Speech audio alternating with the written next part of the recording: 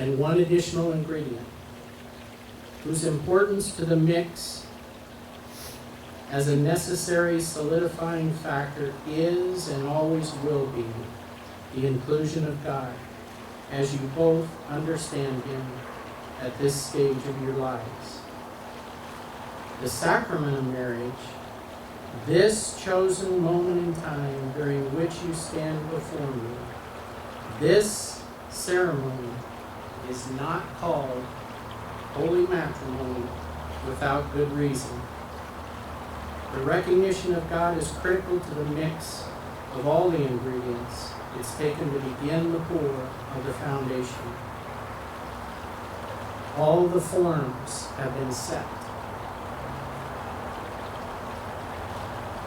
The choices that you have made along the way while getting to know each other have brought you to this point. Your blueprint, the legacy of your parents, the long-lasting love and dedication to their marriage, to their loved ones, to the life they are living together, that blueprint you have chosen to look at many times and review and review and review. So, your blueprint remains rolled out before you, clear and well documented. The forms are set, the mix is ready to flow. I plead with you, just don't forget about the mixer.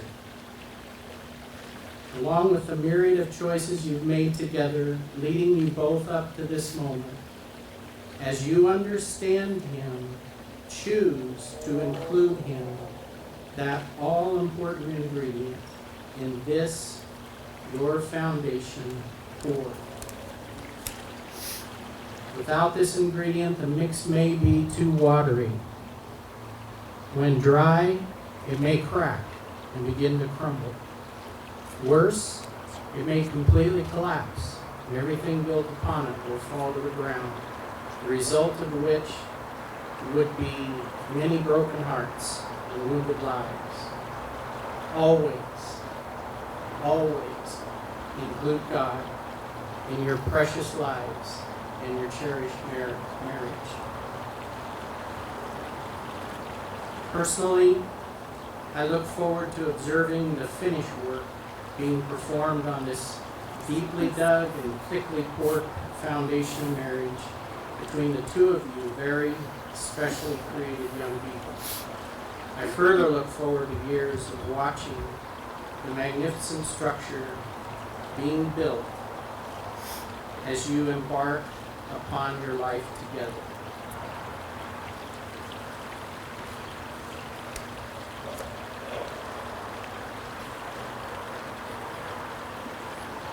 I'd like to share with you, the family and loved ones of these two special people, some profound and some very precious expressions I heard verbalized from and between them, these two who stand before you, family and loved ones.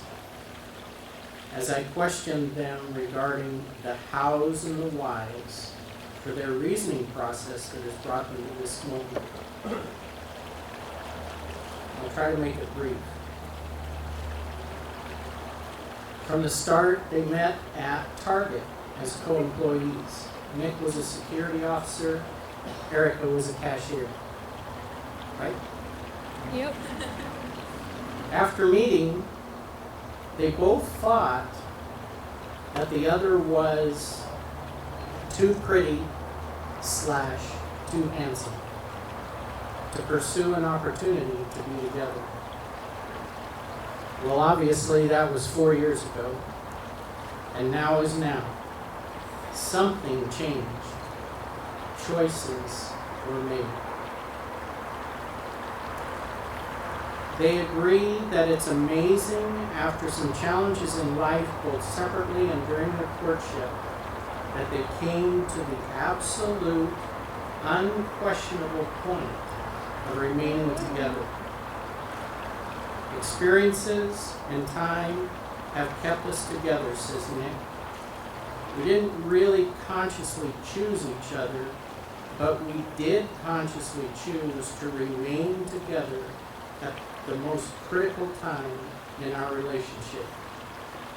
We made that choice together. It was at that very critical time in their courting process that they almost broke up. They ended up talking their differences out. And then they cried together.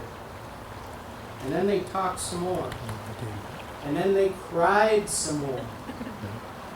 And when they were both spent in the deep core of their being, they came to this conclusion.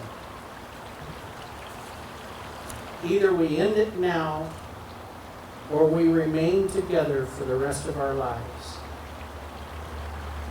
After grieving their singleness, Nick and Erika chose to remain together.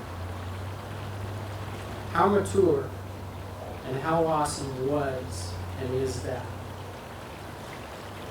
Nick said to me, the decision to spend the rest of my life with Erika was made way back then.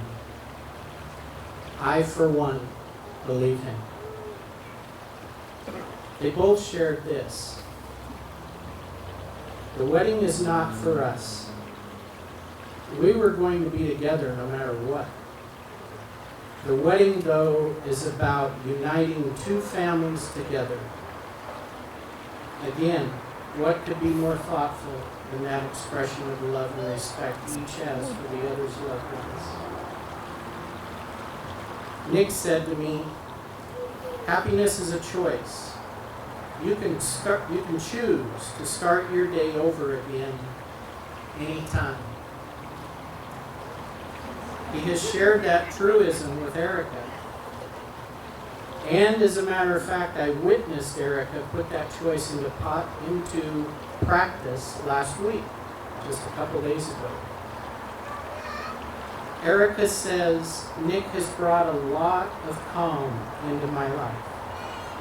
I was very impatient, self-absorbed, but he taught me what it means to keep a personal inventory. Nick says, Erika is everything I'm not. I love the differences in us.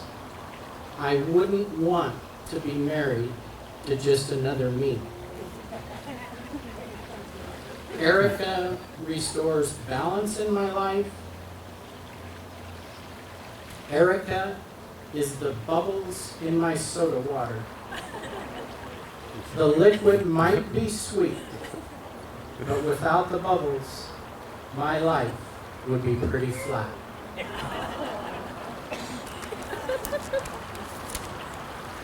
Erika says, I love Nick's soft heart. He cries at weddings. His happiness, his joy, bringing him contentment is a priority of mine. Nick says, I love Erika's understanding, not overthinking everything, and her touch of sympathy. Each one has a favorite characteristic of the other. Nick's favorite is Erika's ability to make me smile. Erika's is Nick's love and acceptance, his non-judgmental attitude. So, what's the glue?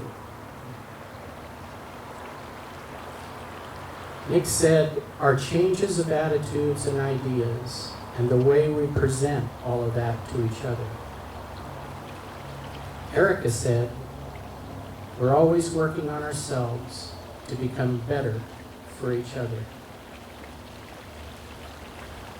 Finally, I asked this question of Nick. Why now? Why actually follow up and get married? Nick said, it's really pretty simple. Do I become God-centered or remain self-centered? Do I want things or love and happiness? Erika is mine. I now have chosen her. I want to be with her for the rest of my life. I believe unquestionably that the foundation of this marriage is firm and strong, absolutely able to withstand whatever life's challenges come against it. No other words than these need to be spoken further except each one of you has vows of love and life to share with each other. Erika first.